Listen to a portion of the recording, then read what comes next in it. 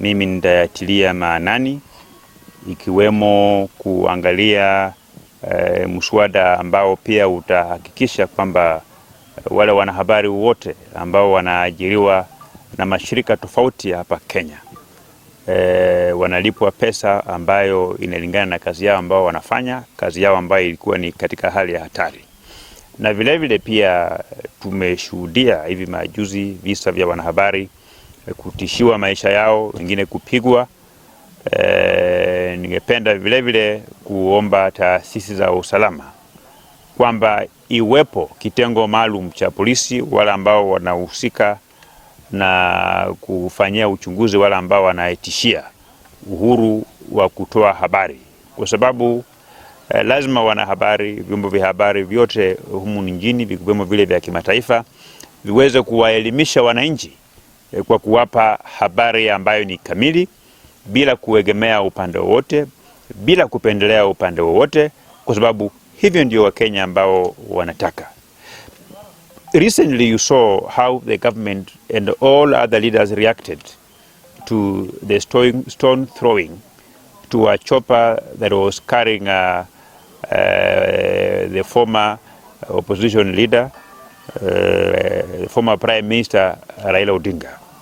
I would want that everybody in this country to respond with the same civility if a journalist is threatened, if a journalist is attacked, because these are people who have sacrificed their lives. These are people who have put their lives down to go carry out investigations and educate the general public. They do a job which nobody is willing to do. And most of these scandals that have been unraveled in this country, they have been made possible by journalists. So I appreciate that journalists play a very key role in oversighting the government, in ensuring that we have transparency across each and everything that leaders of this country do. And we must guarantee them their freedom. And I think even as we continue having a discussion on how we are going to make press freedom free indeed, we must also think of reviewing our penal code to ensure that those who threaten, those who attack journalists, those who want to muzzle the press freedom must face the full force of the law, and the penalties, if they are found guilty, should just be severe. Somebody attacking a journalist should not be treated the same with an individual just like a normal assault. It should carry a stringent penalty so that it can be used as a deterrence measure. Na nyinyi wale ma journalists wa Bungoma, mimi tayari nimekuwa nikifanya kazi na nyinyi kwa pamoja na nitaendelea kufanya kazi kwa pamoja.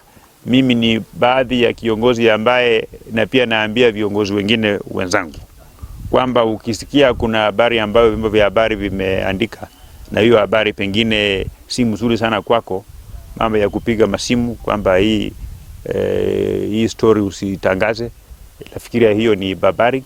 Hiyo ni kitu ambayo pia inahujumu uhuru wa wanahabari. Wacha wanahabari waandike ile ambayo wanafikiria ni ukweli, na pia sisi hata kama ile habari si mzuri kwako, we have an opportunity to call for a press conference and issue a rejoinder and put the facts right the way they are. But we must allow the press, we must allow the journalists to do their work in a free manner, without any intimidation, without any interference, and without any coercion or rather attempting to. We appreciate the work that is done by the journalists. We cannot exist in a world where we don't have journalism. We cannot exist in a world where we don't have press people, because they are the people who have always brought to the forefront everything that is happening in this world. Even in places where, like for instance, right now we have a world war, we have something going on in Ukraine and between Ukraine and Russia. And if it were not for press, if it were not for media, then we would not be aware. We have a lot going on in Uganda. If it was not for the press, then we would not be aware. We have a lot that goes on in Kenya. We have had issues of corruption.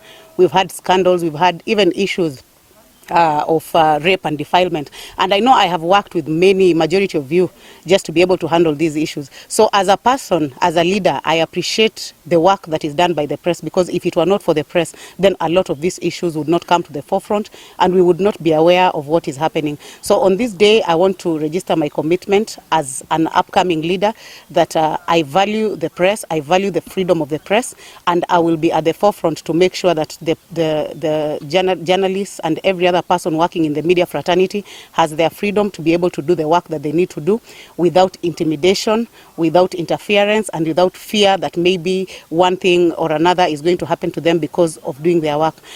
We also want to call upon all media owners, the people who are making big monies out of our young people. We have a lot of young people who are talented and they do their work very diligently. Everywhere, in every function, you will always see them. They go through all the nooks and crannies just to make sure that they are giving us the information. But we are calling upon all their employers that make sure you pay our young men and women accordingly, so that they can also be able to rise just like the other journalists across. Na kwa hivyo tungependa kueleza mheshimiwa kwa niaba ya serikali ya kwamba wanahabari wengi wameandikwa kazi na vyombo vya habari, japo wengi wao hawalipwi, na tungependa kuomba kwamba wakati tutakapoenda bungeni tungependa uwasilishe mswada na iwe sheria kwamba yule ambaye anataka kuanzisha biashara hii ya wanahabari awe na uwezo wa kulipa wanahabari na watangazaji wale ambao wanafanya kule ndani, kwa sababu unapata kwamba watu wanaanza biashara hii ya wanahabari, wanataka kunyanyasa wanahabari, kupitia kwao wanajiendeleza na wanahabari wanapagi maskini. Utakuta maisha wanahabari wengi ukienda hata nyumbani kwao hawana nyumba, maisha yao ni mbaya. Kwa hivyo ukituwasilisha mswada huu katika bunge na tupate ya kwamba tunafaidika, tutasema ni asante. Na pia tungependa kupitia kwako mheshimiwa ueleze wanasiasa ya kwamba sisi tu ni wafanyikazi na tunatekeleza wajibu wetu kwa mujibu wa sheria, na kwa hivyo wakati huu tunapoelekea uchaguzi mkuu wasione wanahabari kama adui, bali waone kama ni wafanyakazi ama wale ambao wanapuliza mambo yao ili yaweze kujulikana katika nchi hii na duniani. Niseme hivyo ni kwa sababu tumeshuhudia wakati wa mchujo wanahabari wengi wametishiwa kule Mount Elgon, tumeshuhudia kule Busia, tumeshuhudia kule Kakamega na Viga, na kwa hivyo tungependa kwamba wanasiasa watuchukue sisi kama watu ambao wanafanya kazi kwa mujibu wa sheria, na kwa hivyo watupatie nafasi. Na hasa pia wakati wa maandamano wanahabari wengi wameumizwa na wamewawa.